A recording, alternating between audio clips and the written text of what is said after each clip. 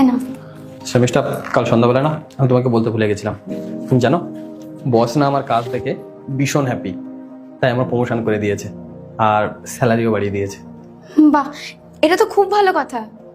তুমি কদিন ধরে বলছিলে না যে বড্ড গরম, বাড়িতে এসি লাগানোর কথা?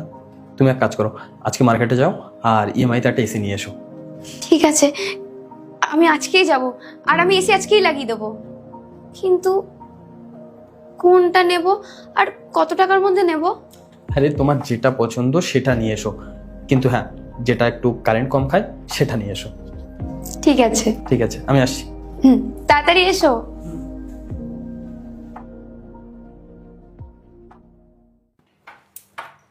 তুমি চলে এসছো? এসি লাগিয়ে নিয়েছো? হ্যাঁ, লাগিয়েছি। কেমন লাগছে এসি লাগানোর পর? খুব ভালো লাগছে, মনটা পুরো খুশি হয়ে গেছে আমার। আরে আমিও তো একটু মনটা খুশি করে নিই।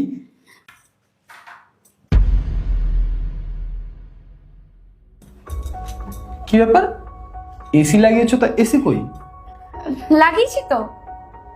লাগিয়ে নিয়েছো কিন্তু আমি তো দেখতে পাচ্ছি না। এখানে লাগালে তো তুমি দেখতে পাবে।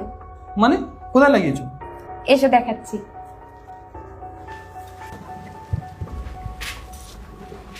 এই দেখো, আমি এসে এই ঘরে লাগিয়েছি।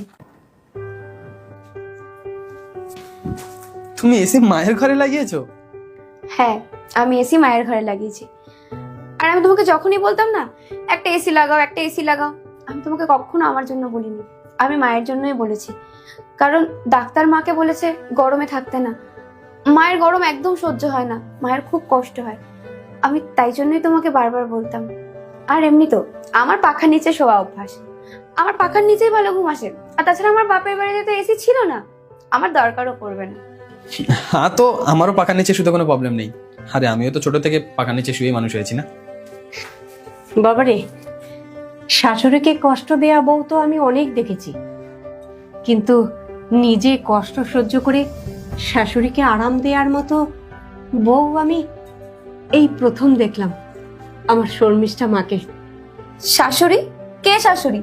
তুমি তো আমার মা।